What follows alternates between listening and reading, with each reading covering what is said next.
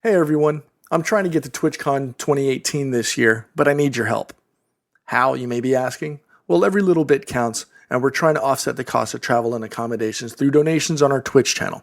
So for the next month, we have a goal of $1,000 that we're trying to hit. If you can, head on over to donate.gamertagradio.com to support, and hopefully I'll see you at TwitchCon. Ladies and gentlemen, podcasting since 2005. You're listening to Gamertag Radio with your hosts, podcaster Hall of Famer Danny Pena, the always opinionated Paris Lilly, and from outside of the norm, Peter Toledo. This is Gamertag Radio.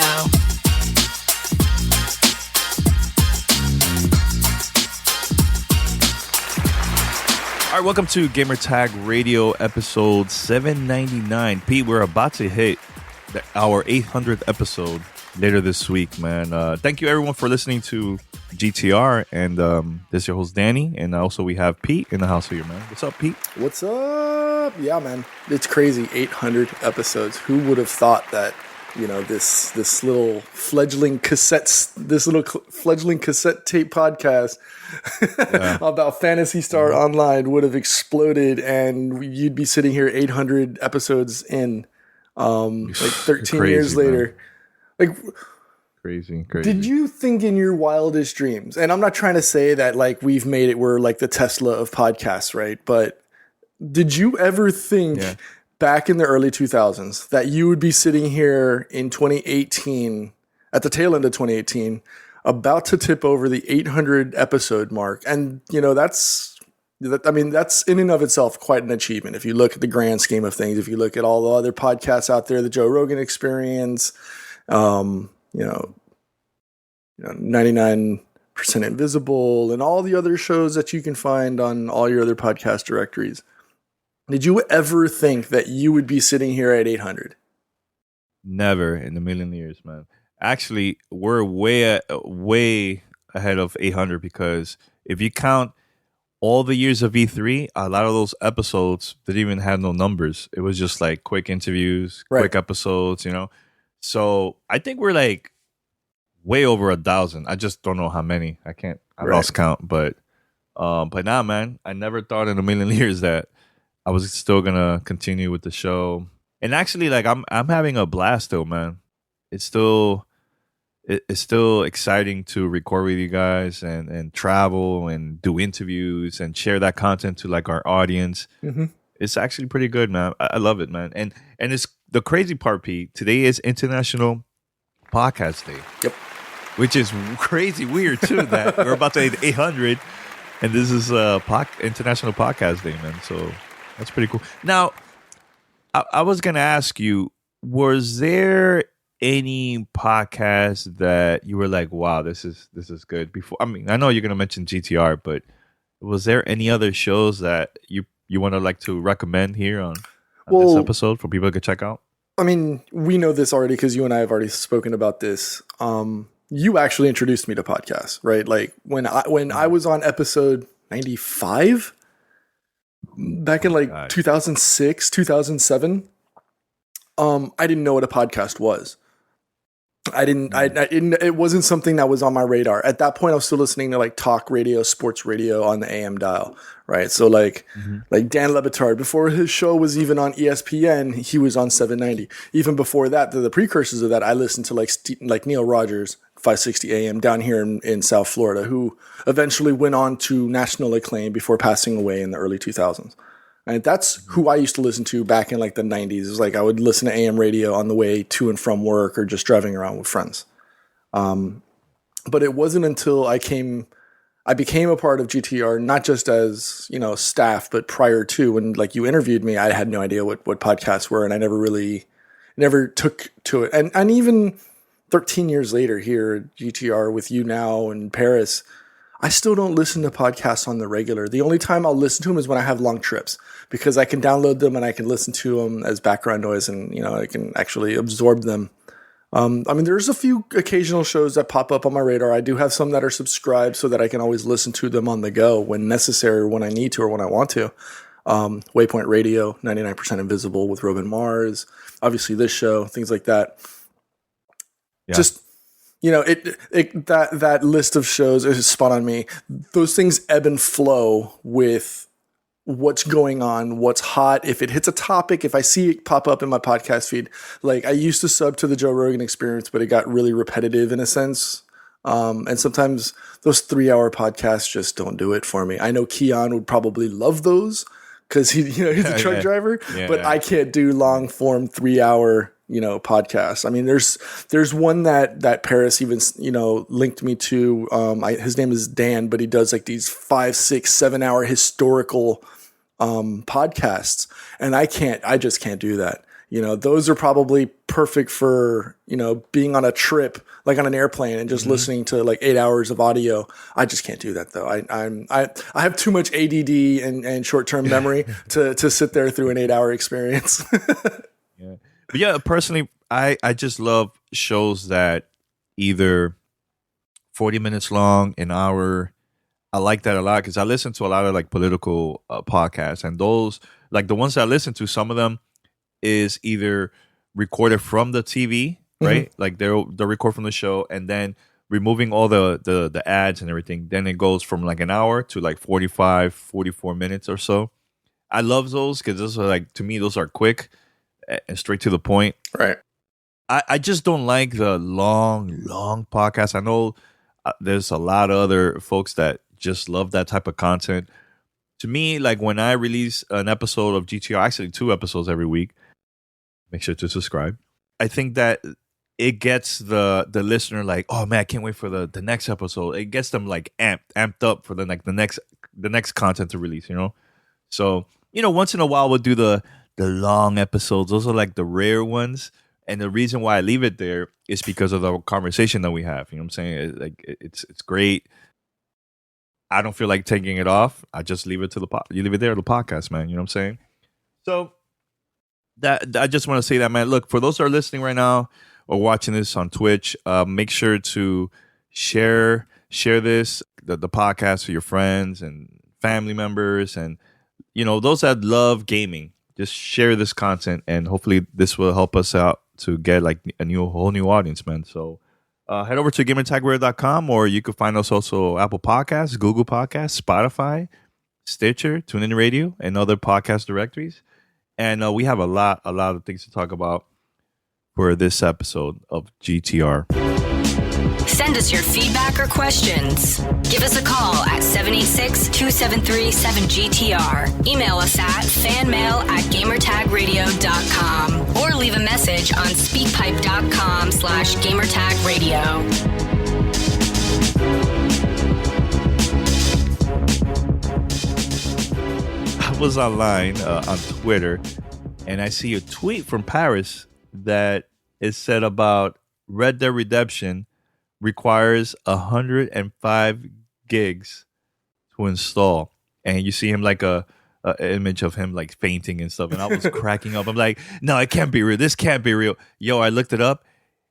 It's official. It's 105 gigs, and this is just to start, because a lot of the games it will start like maybe 70 gigs or so, and then through time, once they have like more content, you have to download it, and it's going to be way more than 105 gigs. So what are your thoughts about this, man? Like Red Dead Redemption 2, which I'm excited, but man, it is freaking scary that this game is 105 gigs.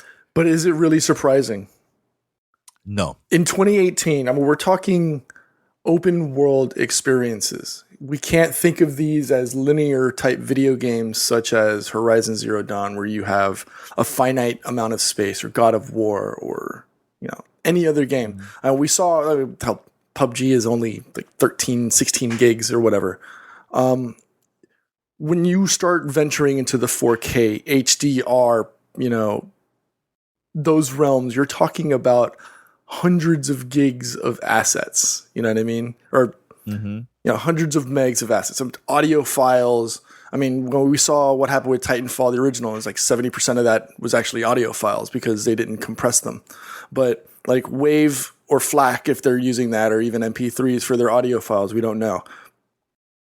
Video assets, plus all the coding behind it, just for the base game itself, not to include Red Dead Online. So that whole thing has to have some kind of supporting directory of files and format and whatnot. There's going to be so much content on this that, yeah, when you start looking at large form games such as this, Witcher 3 and things like that, those style games, that's when you start hitting that 80, 100 gig mark easily. And don't expect it to go any shorter moving forward. I mean, unless technology from a video or audio file perspective start to grow and expand into higher compression while still retaining their fidelities. That's why I mentioned FLAC earlier, because everybody loves WAV files because they're uncompressed and they sound phenomenal, but they take up so much space. So when, not trying to divert too much from the conversation, but with video files, it's a little bit different. So until they find a way to highly compress without affecting the fidelity of the video files, you're going to start seeing, you're going to see installs of 100 gigs easily, especially moving forward in order to support 4K and HDR and all that. Well, you also got to understand too that there's the consoles that don't have 4K. I feel like, is it fair for those people that don't have consoles that is 4K? Should they even get this amount of file size too? Because I think like, all right, let's say you have the Xbox One X, right? You need to download these games, like the new updates, if you want to get the enhanced version because it's 4K, right? Now, let's say you have the original Xbox. Should you also download 105 gigs though, Mac? Because you're not getting it 4K at all. So what is the purpose of those that don't have the new consoles? They have the original PlayStation 4, the original Xbox One. Why they should download 105 gigs file besides the 4K? You may not have a choice. You know what I mean? Like in that respect, you may not have a choice. Like at least they're giving you this advance notice of 2 months prior to launch that, hey, start clearing out some of those unused, unnecessary files from your console. But it's getting to it's going to become commonplace moving forward, where 5 years ago 50 gigs was mind blowing. 50, 60 gigs was mind blowing. 80 to 100 gigs. That's going to be common. That I think it's going to be commonplace moving forward because people want to start. And I think this puts it more on the shoulders of the developers or the publishers, to the point that I think gamers and consumers have argued enough in the past about having to unlock content in a game post-launch when it's already there, as opposed to it being an updated file. You know how like developers or publishers will unlock a bonus feature if you pay like the season pass. If that's already included in there, why should we be doing that? And that's a totally different conversation that we can have.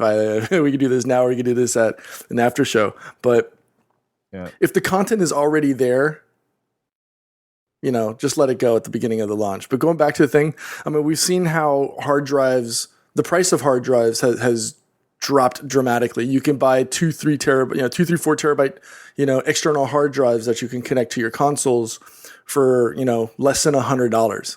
I have a 3 terabyte on my Xbox One. I have a NAS in my living room for my media center with 20 terabytes. It's not that much if you think about it in the grand scheme of things. So now think of that from a perspective of video games.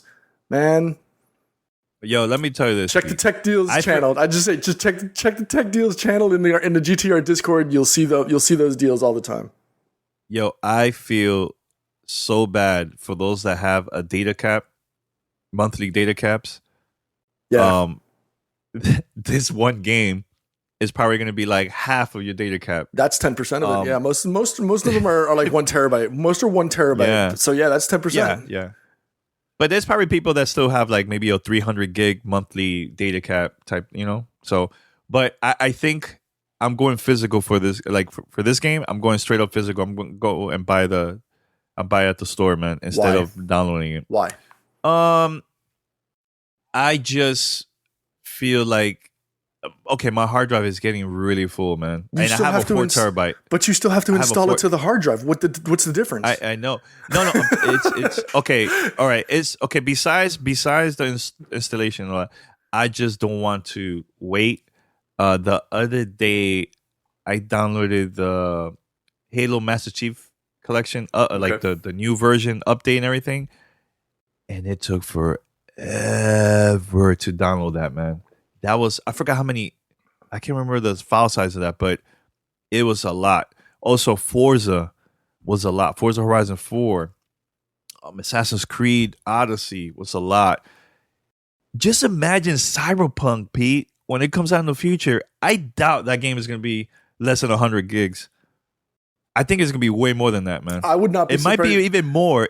It Oh. might be more than Red Redemption, man. I think so, man. Well, I would venture it's a 120, 150 easily by that time. I don't know. I know I'm breaking the fourth wall here, and I know somebody mentioned 200. 200 for Hey, I'm on PC. Give it to me. Give it all. Give me all them gigs.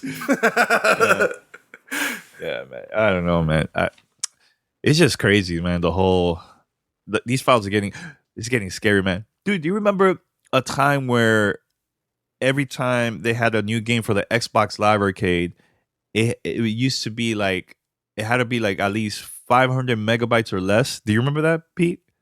Back in the early 360 days. Oh yeah. And I was surprised how many games came out pretty good for 500 megs and less. I was like, oh, damn. And then they were like, you know what? Screw it. Let's go all out. Then it was like 1 gig. I'm like, oh, man, it's getting big, man. Years later, 105 gigs. Oh, my God. Oh yeah. Insane. Oh, yeah. Well, man. yeah. Like, I mean, you figure Blu-ray and dual density and all of those drive types. That's 50 gigs, 50, 52 gigs, 54 gigs. I think for dual density Blu-ray drive. Mm-hmm. You figure that's what these games are sitting on anyways when they come out to you. So, I mean, I still don't understand why you're going to go physical. At the end of the day, you still have to install it to your hard drive. You just need need the disc and the drive to spin it up to unlock it and play. So at that point, you might as well just install it. What's the deal? What's the difference? Here's the positive thing about installing disc versus downloading it. It's going to be a lot faster to install it for me instead of waiting to download the game. Well, I think that's where that's my opinion. I think that's where the preload comes in handy. If they have a preload, I agree. Then you're ready to go. You just have to download the update file, and you don't have to worry about it as long as again, you just got to keep that disk in the drive, and that's one of the reasons. I mean, welcome to lazy 2018, right? Welcome to lazy Americans 2018, because with the download, you don't have to put the disc in the drive. You just press go. Like when I want to play, Spider-Man 4. It's digitally downloaded. I don't have to do anything. I just press go on the controller or turn on TV and play. I don't have to go and look for the disc and put it in. Oh, I left another disc in there. Let me take that one out, put that one away, and I got to put this. Nah, press play and go. Well, actually, there's games that, let's say you buy the physical version. Let's just make believe. I can't remember. I know there was one that this situation happened. So you buy the game, you install it. You try to play and it says, oh, there's an update. You're like, oh, okay, I'll update it. 16 gigs extra. That happens too with other games too. And it's like, oh, man, crap. But besides the whole gigs, file size and everything, this game supports up to 32 players online. Yep. For Red Dead Redemption 2. That's dope. I'm very curious to see how the whole online process is going to be like with this game. Is it going to be similar to Grand Theft Auto? Is it going to be a little bit different? I'm excited to see. I think it's going to be very similar to what you see in Grand Theft Auto online, simply because it's the same formula. We've seen it with other developers and publishers. So like Ubisoft's probably the primary example. You've seen how they handle a lot of their content follows the same formulaic method, right? And so it works because their GTA Online is one of the top grossing games still. It's 5 years after release. They're still blowing up like gangbusters. So still making money. Yeah. Still making money. So why not? If it ain't broke, don't fix it. Hell, I think I just posted in Discord the other day that I had found a video. Somebody had made a mod of GTA Online using the Predator. down to using it does the laugh. It does the nuclear, the little mini nuke that he launches. Like he was, weapon select. He throws the spear. He had the shoulder. Everything. You're going to see crazy zaniness just like that on art. I want to play the Predator in the Wild Wild West, having people running away in horses, and I get to go chase them and shoot the net and throw my spear. Hell yeah, I want that. Nope. All right, but let's go to the next topic here. I was very surprised about this news because the last conversation I had with Paris on, was it episode 798? We were talking about XO and PlayStation experience coming up and so on in December. Sony announced that there's not going to be no PlayStation experience for this year. What are your thoughts about that, man? Do you think that was smart for them not to have it? Because I heard bad reviews about last year's event. Last year was kind of... Yeah, not the hands-on part, but more of the press conference that they usually have, like the first day. It seemed like it was very boring, and a lot of people didn't like it. So I don't know if that has something to do with it, but maybe they're just saving up for the next big thing for PlayStation. Like they don't need to. I think they don't need to do no PlayStation experience, man. They're doing really good with all the games that have been coming out this year, especially like the exclusives. The console's number one. What is the point of them having a PlayStation experience? I can see why Microsoft is doing it, but PlayStation, I think they're good, man. So we go back to PlayStation Experience 2017. Mostly gameplay of already announced games. We fast forward E3 2017. Not a lot in the form of brand new announcements. Showed a lot of gameplay of games we had already seen. Obviously highlighted by Spider-Man, which has already come out. Maybe they just don't have anything to unveil. Or remember last year at the last PlayStation experience, Sean Layden mentioned, by this time next year you'd be able to change your name. Maybe they're canceling it because it's not going to be available. We promised name changes in PlayStation Network last year, where since we can't deliver, we're not going to have. No, I'm kidding. I don't know. Yeah. Maybe they just don't have anything worthwhile to reveal. And obviously it's going to fuel speculation that maybe they're working on PlayStation 5. They don't want to touch it, because that's going to mean people are going to start asking questions. And if they don't want to show their hand or tip their hand in any way, shape, or form, maybe this is the reason why. Who knows? Obviously, we don't sit in those boardrooms, but their major blockbusters have already been released for 2018, right? Do they have anything else really coming out for 2018? That's it. So unless they drop, something mad super exclusive that they haven't announced, which they're not going to do because Sony obviously has a monster marketing budget. Maybe it's time to hold back, go back into the lab and start chopping up stuff for 2019 because they do have a lot of things coming up. You've got Dreams, Days Gone, you've got Death Stranding, which still nobody knows what the hell is all about. Ghost of Tsushima. Last of Us 2 are all waiting. Those are all coming soon, and I'm using air quotes. Maybe they're just sitting back in the lab and just saying, "Okay, what do we do for 2019?" Who knows? Maybe they drop a PlayStation experience before E3. Who knows? Well, there's another game that I want to talk about, and I know you were the only one that got hands on to play this game, Hitman 2. Oh yes, it's officially gone. It's already gold. Nice. Now this takes place in Miami. Shout out to the 305. So Pete, like for those that don't know much about Hitman 2, how was your experience playing this game back at E3? Because it's coming out soon. Actually, it releases on my birthday, November 13th. So go pick up Hitman 2. Perfect timing. You were there. Honestly, Pete, you were there for like a good 30, 45 minutes playing this. Well, the whole mission that we were playing there, it's pretty interesting. It was different. And it kind of reminded me a lot of playing a Metal Gear Solid game. Because there's a lot of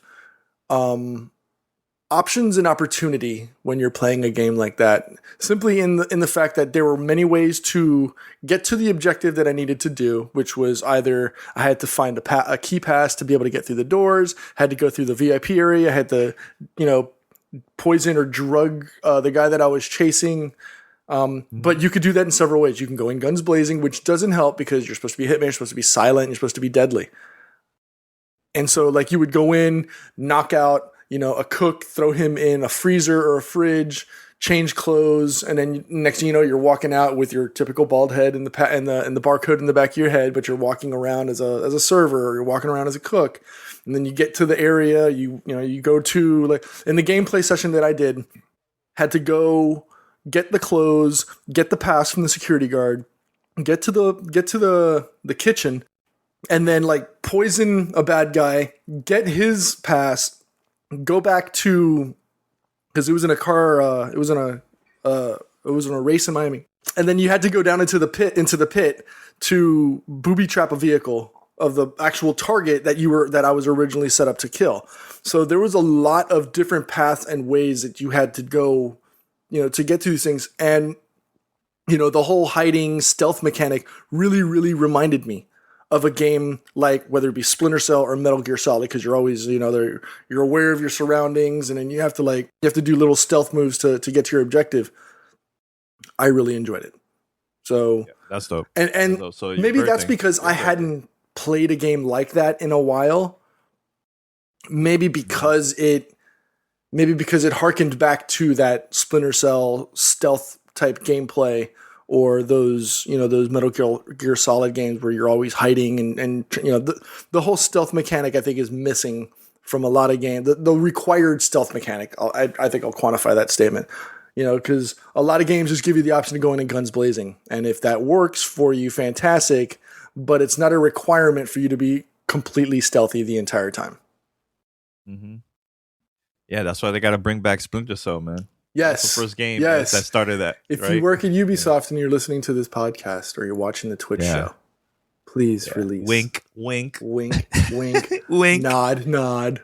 Yeah. All right, so I'm going to play this interview that I recorded with Universal Studios, Pete. They were talking about Horror Nights. You could check it out in Orlando or in Los Angeles.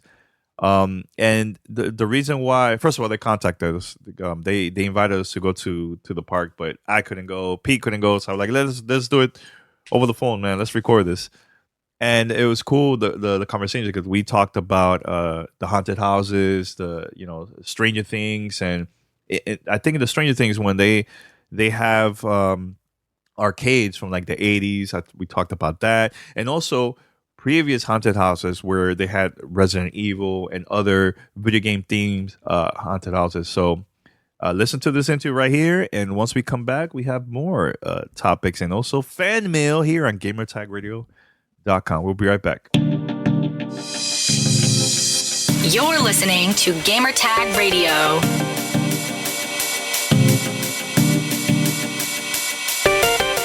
This episode of Gamertag Radio is sponsored by Nighthawk Pro Gaming from Netgear, rated 2018's top performing gaming router by PC Gamer and IGN.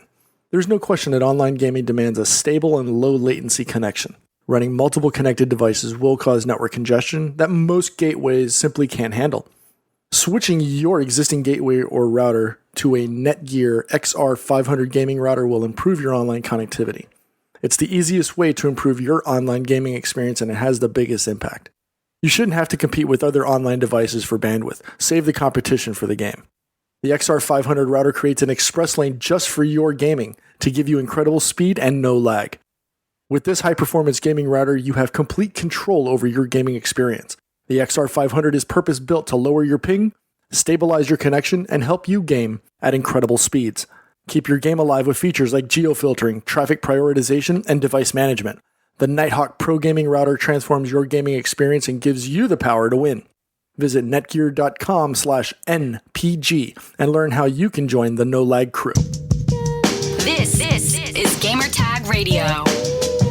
Voicemail at 786-2737-GTR. Hey, Hey, I'm Charles Gray. I'm a show director for creative development here at Universal Studios Orlando.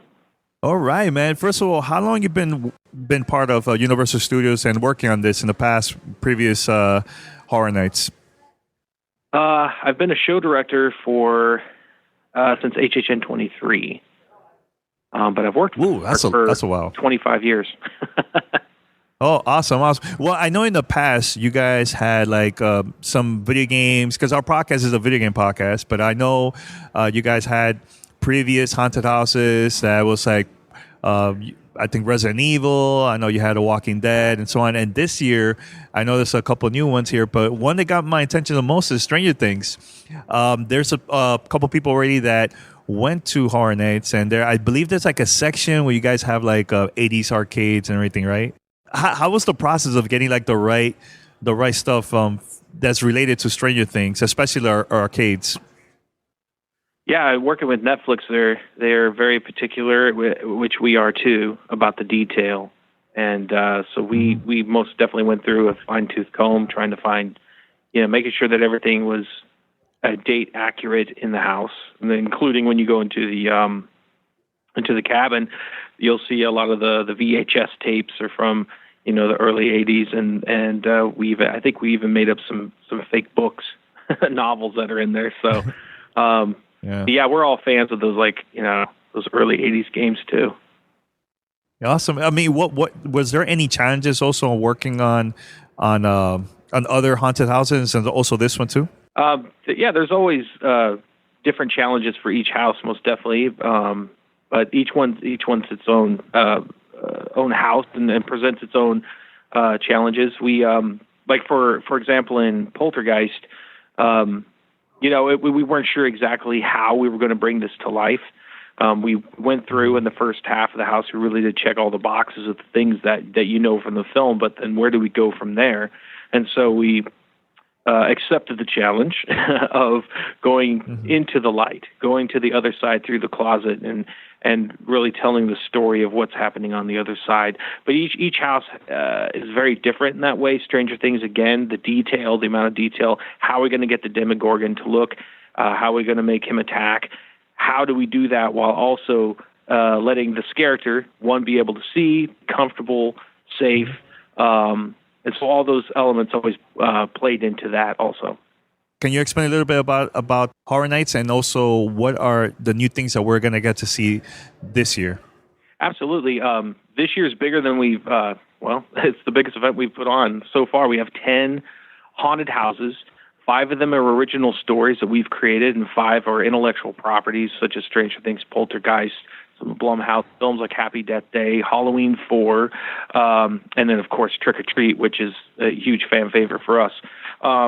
But along with that, we have 5 scare zones in the streets, really kind of like 5.5 because we have these roaming chainsaw hordes that'll chase you down during the night. And then we also have an amazing show with Academy of Villains, and their kind of 80s theme is cyberpunk.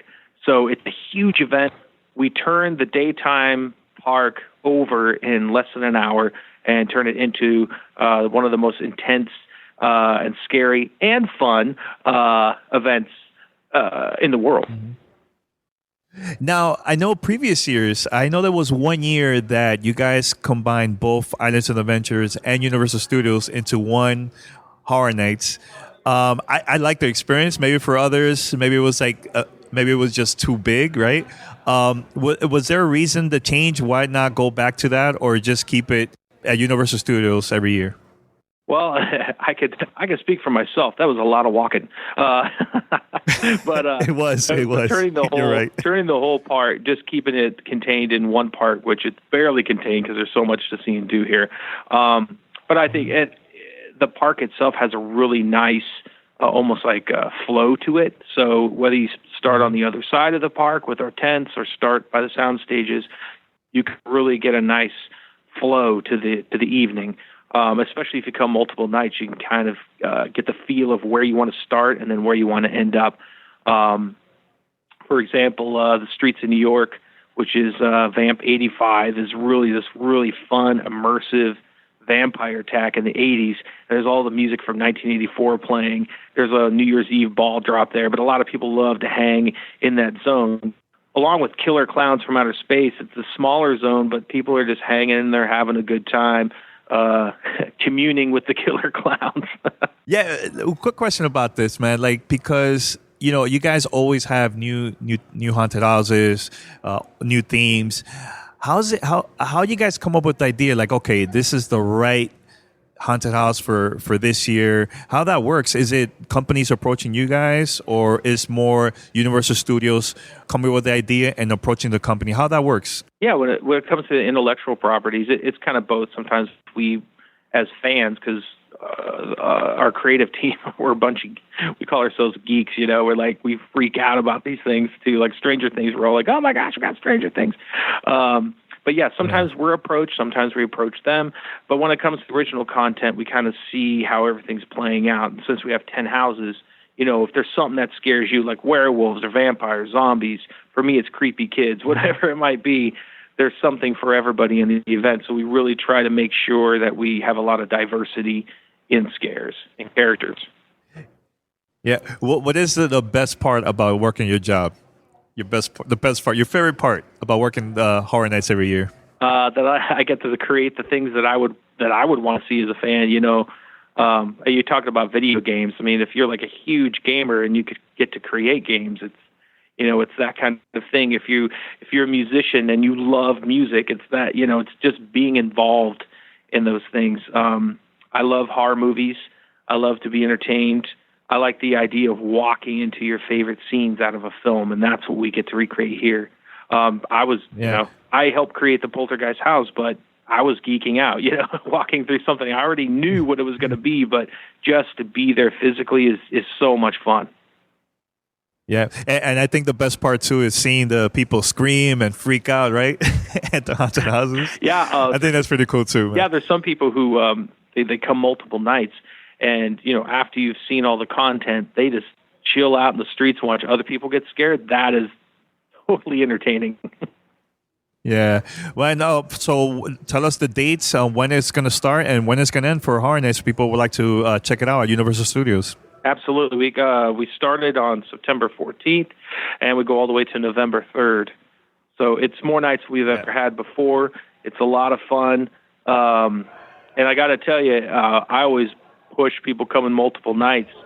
The other thing, too, is we don't repeat it. We don't repeat any houses. So if you miss this year, you'll never see it again. So we try to get people to come every year.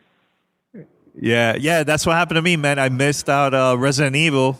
I know you guys had it. I completely missed it out, but I'm not missing Stranger Things this year, man. I'm definitely gonna go, man. So, but I just want to say thanks for the interview, and I can't wait to check it out, man. This year's Horror Nights 2018. Absolutely, it's so good to talk to you, man. This is Gamer Tag Radio. Voicemail at 786-2737-GTR.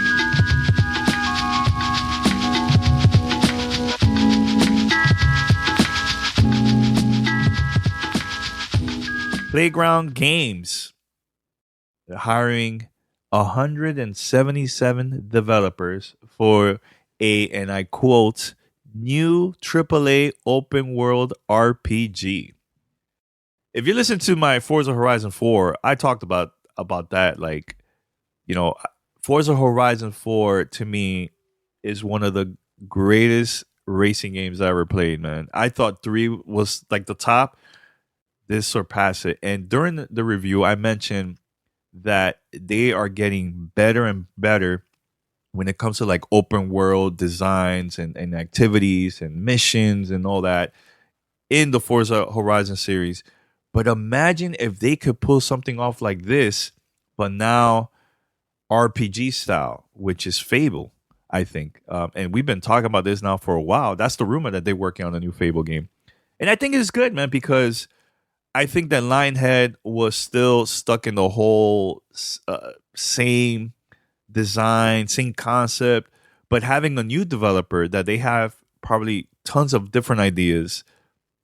I could see them putting this off, man. Making some great open world RPG, man. What you think about this, Pete? If the rumors are true. I know this is something you or Paris had alluded to a couple of months ago, maybe earlier in 2018, about playground games. Mm-hmm. Potentially doing, or taking over the whole Fable stuff, because they're based in the UK, and just a lot of the little hints and stuff all like seem to tie back. I think there's also talk about potentially doing the Berserk manga from Japan, which came out like originally in '89, which I think has a really cool storyline. I'd love to see maybe that turn out to be what we're looking at. But it's interesting. I'm excited because I know between the initiative and all the other developers, the other studios that Microsoft has, announced back at E3, they need something big. They need something that's going to drive attention towards the Xbox brand. And I think Fable probably is going to be the one that everybody is going to jump out with first, because that's the one title that they were hoping to have in 2018, 2019. That rumor got shut down. Obviously, we heard that the studio got shut. Peter Molyneux he got the boot. Yep. I remember those days. I think it's probably time for a title like Fable to start coming back, because who knows? Maybe we'll see Rust all over again, right? Yeah. Isn't that no, not Rust. What was the game that you've been wanting to get back? Dust. Sorry, is it Dust? Dust. Oh, by Phantom Dust? Is it Phantom Dust? Yeah, maybe. Who knows? Maybe they'll be doing Phantom Dust. Who knows? But that was a Japanese developer that worked on that. I'm just saying. From a title, from a Big Bang, news, I think Fable 4 would be the one thing that everybody's going to want to capitalize, and I think that's something that Microsoft would obviously have a leg up, as at least from a lore, from a story, from a something that they could jump start the hype machine for an Xbox title, which again we've talked about countless times here on the show. They need exclusivity titles. They need titles that are going to draw people to the Xbox ecosystem, not the console, the ecosystem, because the ecosystem is what's going to drive people towards the Xbox brand. Because whether you're playing it on Xbox on your PC, or you're playing it on your console in your living room or wherever, that's where Microsoft wants you. So that's where they need to drive them towards your ecosystem. You know what, Pete? The Xbox 360 had so many RPG games, man. Some great exclusive RPG games, some that was available also for all consoles. But I feel like Xbox One, this generation, there haven't been like a lot of RPGs compared to like the 360 days, man.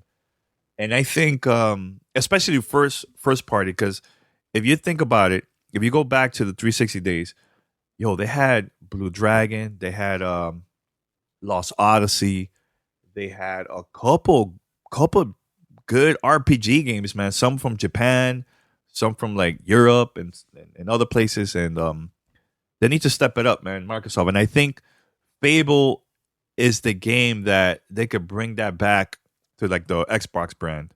So having it as an online RPG, oh my God, imagine, similar to like Phantasy Star Online, maybe a little bit of Destiny, when it comes to like activities and live events, and man, they could put it off, I think, man.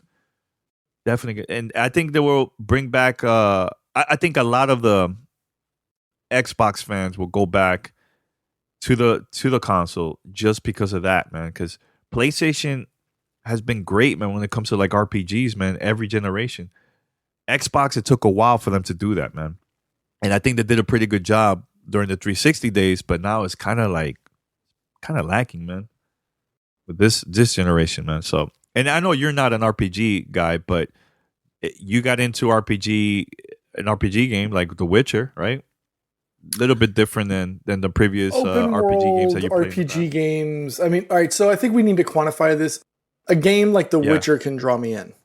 A game like a JRPG, I won't touch it. That's not for you. That is okay. Not that's not for me. you. Right. I will not. I won't even bother. I won't even spend it. I won't even offer to review it. Because I will not enjoy it. JRPG. I love JRPG. And if Mandy, if you're listening to this, we could review it together because I know she's also into the whole JRPG, man. You know, and even my brother, man, we could definitely like sit down and just talk about it for like hours, man. I love that.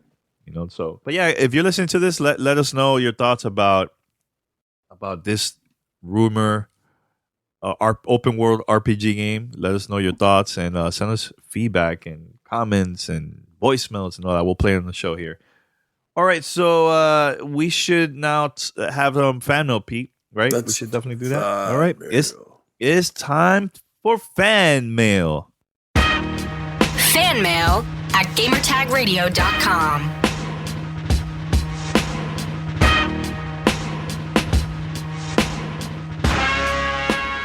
All right, so we have emails, we have voicemails. Which one we should start first, Pete? I have a couple emails here. I mean, I'm ready to go. So if you want, we can play voicemail. I think I'm gonna play this. What? All right, go with. I'm gonna go. I have an email here I want to read. Okay, I'll play them in order. So here we go. Voicemail number one. All right, let's go for it. What's going on, fellas? This is Jacob giving you guys a call from Charlotte. Quick question: What are your guys' thoughts on asymmetrical multiplayer games? I know the last AAA one that came out, if I'm not mistaken, would have been Evolve.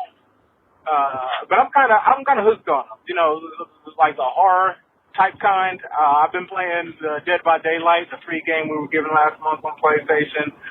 Prior to that, I was playing Friday the 13th. Loads of fun, especially if you're playing with your friends. Do you guys think that any big studios might get into that? Do you think we might see that be the next new thing? Because right now, I guess Battle Royale is the new thing. Or do you think that Fallout has it right? Fallout. So yeah, sorry, his voicemail cut off early, so I don't know what happened there. Yeah. So I had to make sure I had to watch that one. Asymmetric video games. I mean, Dying Light really, really did it well, in a sense. Yeah, Dying Light. They've got Dying Light 2 coming out now next year, I believe. So I would say look out for that. I know Mandy, she's in the chat. Her and David had been playing that one pretty hard for the last couple of weeks as well. I mean, obviously Left 4 Dead / those are fun games. Evolve had a great mechanic and a great concept. I just think it might have been ahead of its time. Or it's very repetitive, man. That game, but that's why I think a lot of people left, man. They got tired of it. I think, but if you think about it in the grand scheme of things, how is it any different from a Left 4 Dead? That's true. You know what I mean? Now, do you consider Shadowrun as that, or not really? I don't know if I would. No, okay. No, I think it's just in case. No. I just don't. I don't think it fits the concept of an asymmetrical, multiplayer game. I'm trying to think of another game.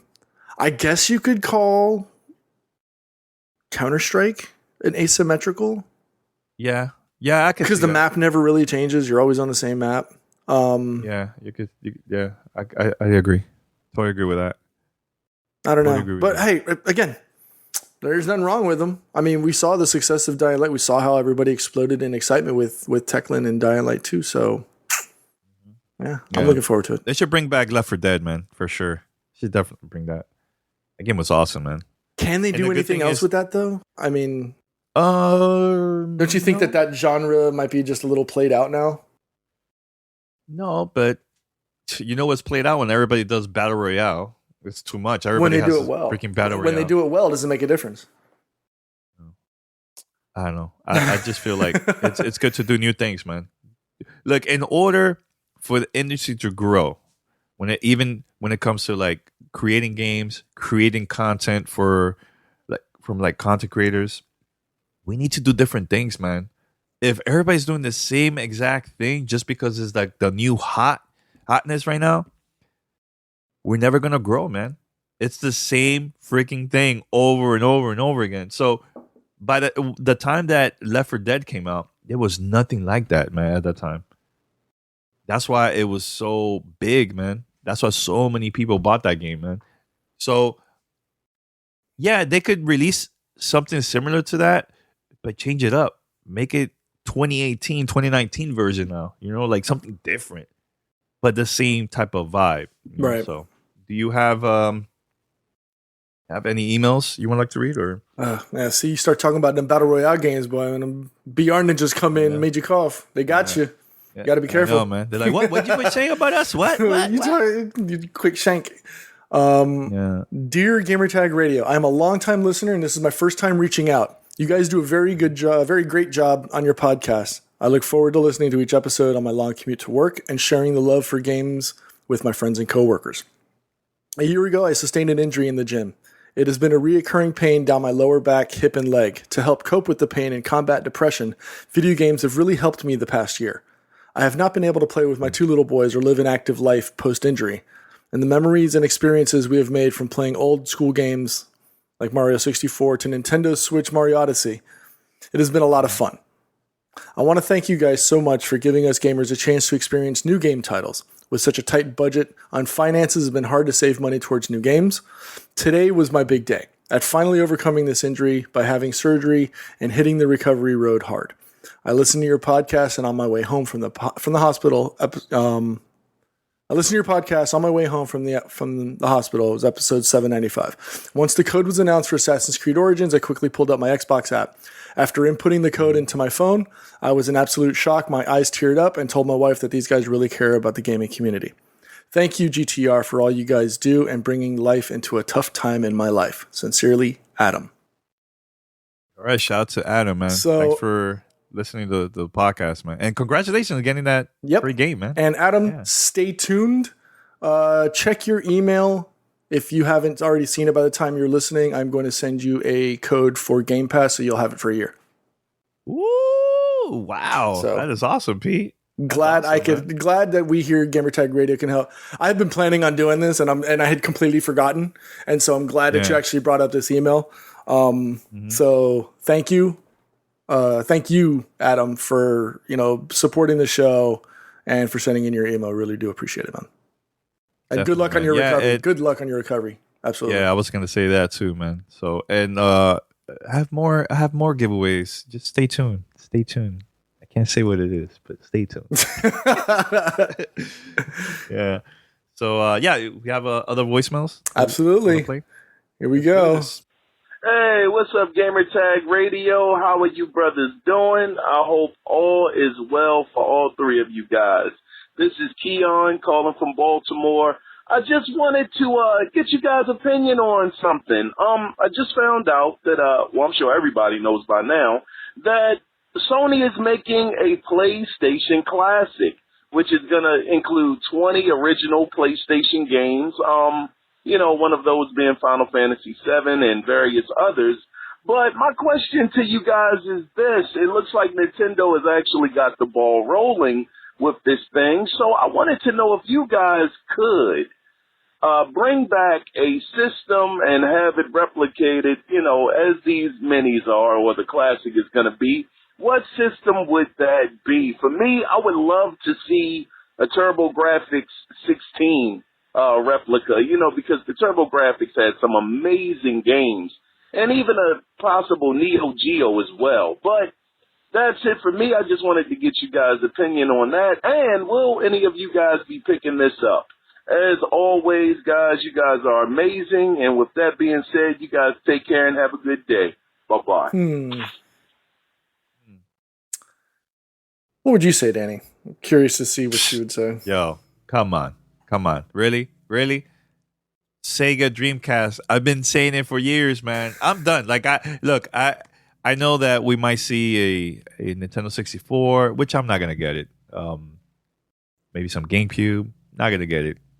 I think I'm done with the Nintendo, old school Nintendo. I think Nintendo, the original Nintendo and Super NES, best consoles for me. I collect those. I'm good. I need a Sega Dreamcast, man. Yo, Sega, make it happen. I don't care about the Genesis. I don't care about Sega Saturn. I want Sega Dreamcast. That's all I want. That's all I want. HD, maybe have some online features there too, if it's possible. Don't know. But that's what I want, man. Sega freaking Dreamcast. As some Sonic Adventure, Phantasy Star Online. What other games too that we could have in there? Add some Shenmue, Jet Set Radio. Oh my God, I could go on and on. Hey, NFL 2K. Let's do it. Sega Dreamcast, all the way. You, Pete? And don't copy me, punk. Nah, nobody cares about that game. Nobody cares. F you. I'm not one for a lot of I'm not one for a lot of retro gaming. If I'm gonna say one, I'd have to say the Genesis. Genesis. Okay. Or the Sega, was it Sega 64 or whatever? Sega 16. No. Sega's, Was it the Genesis? Was the 32X? The 32X, was it? I don't know. Dude, we're talking Wow. we're talking what, 15 years, 16 years now? Yeah, Pete, but Plus Sega 64. more. I've never heard of that in my life. Um What the hell is that? Sega 64 exclusive. was it the CD? Was it the CD thing? Was Sega 60? CD. Yeah, so it would be either that or I'd go further back and I'd say in television too. Ooh, that's going way back. Yeah, dude, the number pad, the whole nine. I mean, and the only reason I would go that far back is because it reminds me of playing with my cousin. You know, back when I was a wee little lad, you know, playing video games and, you know, playing on it, you know, those are memories and experiences that I would love to harken back to. But I mean, if there's going to be a console, I'd probably say it'd probably be that. I mean, that those are good times in my life, and so I would love to be able to bring back to that and say, yeah, let's go back to the days of the Intellivision and go play those games. You know, I was having this conversation with Mandy the other day because we recorded an episode already that's coming out later this week.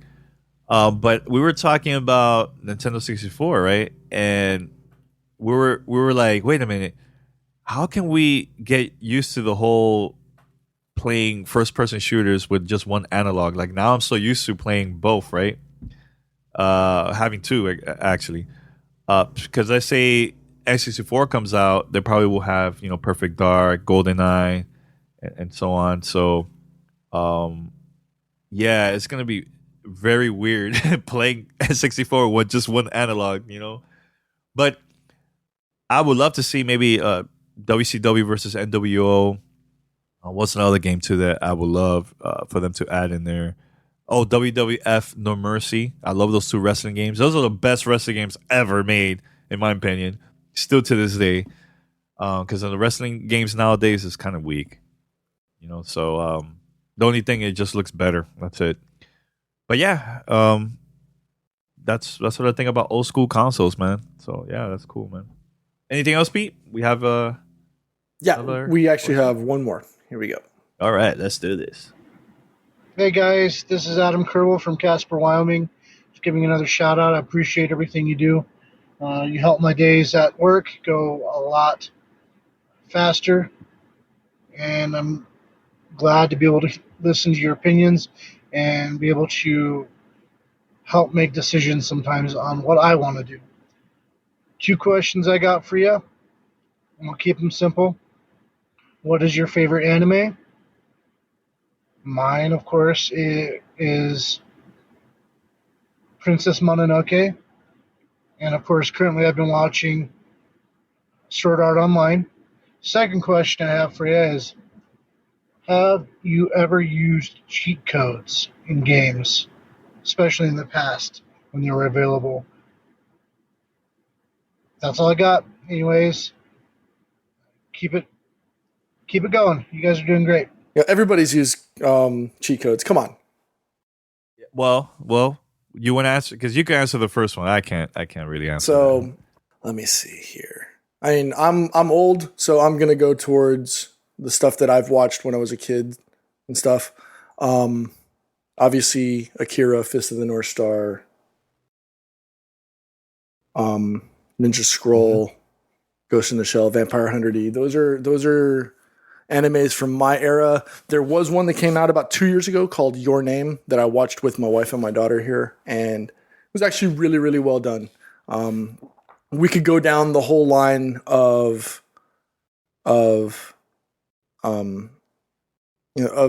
like TV shows, Dragon Ball Z. Obviously, I'm a huge fan. I'm a big Vegeta fan. So anytime that you're gonna ask me about Dragon Ball Z, I'm always gonna be in there saying hell yeah. Yeah, I was like a casual Dragon Ball like fan. Once in a blue, I'll watch it like with my brother. But I was like, yo, I don't understand this, man. What's going on? Story is so crazy, but I could talk about cheat codes. Are you ready for this, Pete? Cheat codes. Now, do you consider this as a cheat? But when Mortal Kombat came out for the Super NES and Sega Genesis, the Sega Genesis version had blood. Super Nintendo, it was like, I think it was like a blue color, kind of like water, right? But I know if you use the Game Genie, you could convert that into blood. Is that considered a cheat code to cheat the system to turn that color into like a blood color? Do you think that's a for purposes of this conversation? I'm just going to go ahead and say yes. Okay. Well, I used to use a lot of Game Genie, to get more lives. I'm thinking what other games too. Actually, there were some games that they had like passcodes in order for you to also go ahead. For example, Punch Out for the NES. If you want to play Mike Tyson, you put that, right? And you play against Mike Tyson. Now, another code, the Konami code, which was a very interesting story of that one, the Konami code. That one, for those who don't know, the up, down, down, left, right, BA, select, start. I think it's like that, right? That started with Contra. And the reason that code came up was the developers had that code for them to test out the game. So they had like I think they had like 30 lives, but that was the code for the offices, like for them to test it out before it goes to retail. They forgot to remove that from the game, and it stayed there. So when they went out to retail, I think it just got leaked out, the Konami code. And this is the days without the internet back then. People were just spreading the word about the Konami code, man. It was either through magazines, word of mouth, so on. So that's how that got created. Another thing, too, I remember is Mortal Kombat 2 or the first Mortal Kombat. There was like certain things you could do in the game, like special moves, fatality, all that. Or if you see like a crazy image pops out of nowhere from the screen, there were certain things you have to do that it will help you to unlock new things in the arcade game back in the early 90s. And that was just straight up word of mouth, man. So that's the power of the gaming community, man. Just spreading the word to their friends, and it just goes around everywhere, man. So do you remember what was your first cheat code, Pete, or anything that you did back then in the early days of gaming for you? It would have to be that one. I mean, the Konami code on Konami code. I mean, well, and you have to think about it. It first came out in Gradius. It was originally part of Gradius, and then because that's because the developer was doing a home port of Gradius. And then, funny enough, if you go to Gradius 2, if you tried to put in the code, it would blow your ship up. But if you swapped out the BA with a left and right trigger thing, it gave your ship all the power ups. So it was kind of like, okay, you remember this. It's not going to work this time. It's going to blow you up. So that was really cool. I mean, I remember Doom having one. Doom having a code. I think Sonic had one as well. Sonic the Hedgehog. So I'd say those would probably be the ones that I remember the most. Yo, I don't remember when was the last time I used a cheat code. Man. I mean, so long ago. I don't think nowadays we barely see that nowadays in these games now. So yeah. Only like strategy guides or Easter eggs, but cheat codes now in 2018, you can barely see that, man. Only the old school games, for sure. Because you also gotta understand, man. During the early days of gaming, there was no way for you to save these games. You were either leave your system on the next day, continue playing like Ninja Gaiden. Here's a crazy funny story about Ninja Gaiden. So I was playing this game for hours. I get to the last level, and my brother, he was like, "This is not now. This is another brother of mine. He was like maybe 2 years old, 3 years old, something like that. He wanted to play the NES. He wanted to play Ninja Gaiden, and he started crying. And he basically told my mom that he wanted to play, and I didn't want to let him play. I was like, "Oh my God, I'm in the last level. Please don't do this to me, please." My mom goes, "Let him play it." I'm like, "Oh my God, this sucks." Remember, there is no way for me to save this game back in the early 90s. Right. I gave him the controller. He was just looking at the screen, and he didn't know how to play. So he was just looking at the screen while he was holding the controller. And no, I'm looking at the time going down. I'm like, "Oh my God, man, this is not good, man. This is not good. I'm in the last level. Please, I'm trying to finish this game." It was too late, man. I had to start from scratch. It sucked, man. It sucked. Or another time, I'm playing Ninja Gaiden again, last level. My mom goes, "All right, turn everything off. It's time to go to bed." I'm like, "Oh my God." So I didn't want to get caught that I'm still playing, right? So I left my Nintendo on overnight. Yeah, but what I did, because the console had like a little red light, so you could notice, oh, that thing is on, and you could see it at night, right? So I got some tape, and I cover the red light so my mom wouldn't even see it.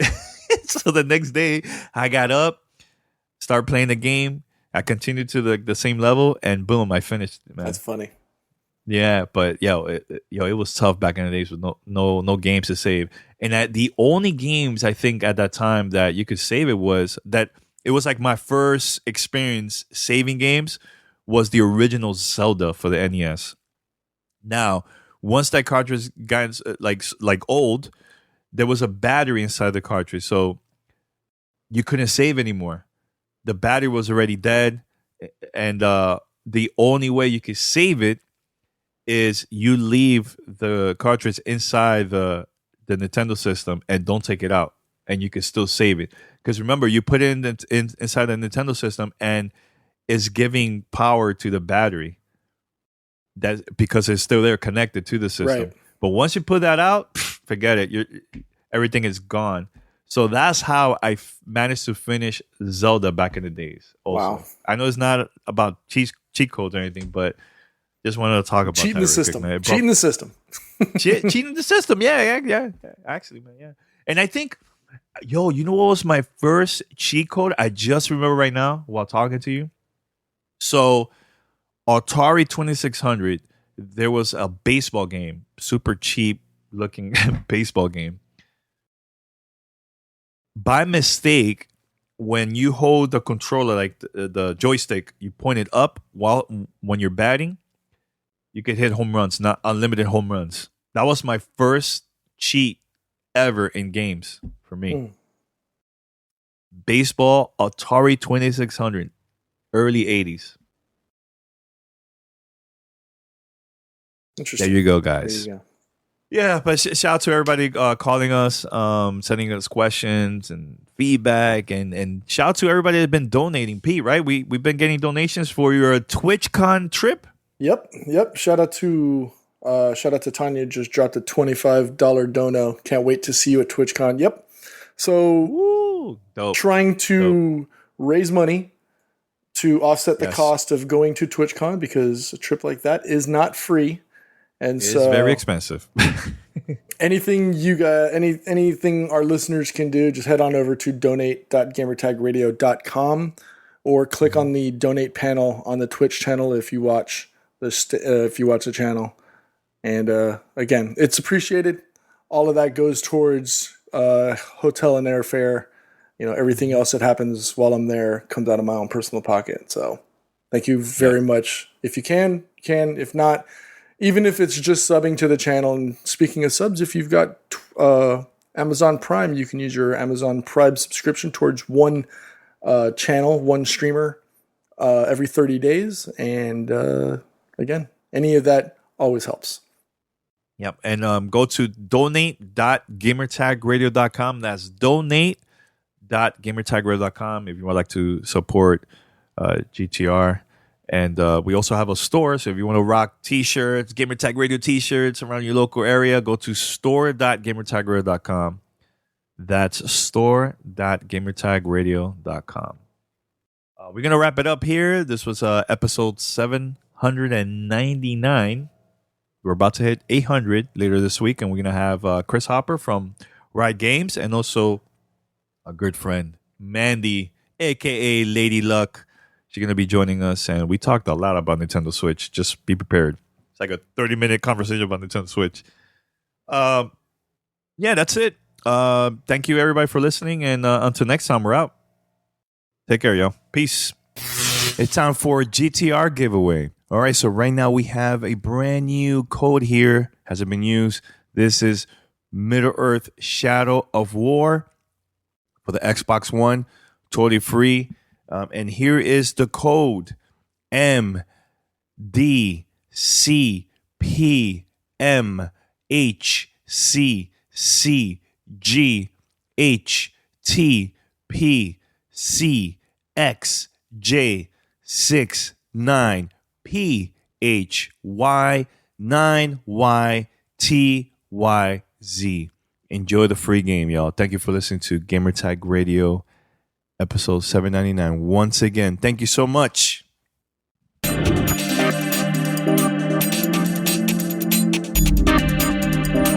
Thanks for listening to Gamertag Radio. Be sure to like us on Facebook and follow us on Twitter.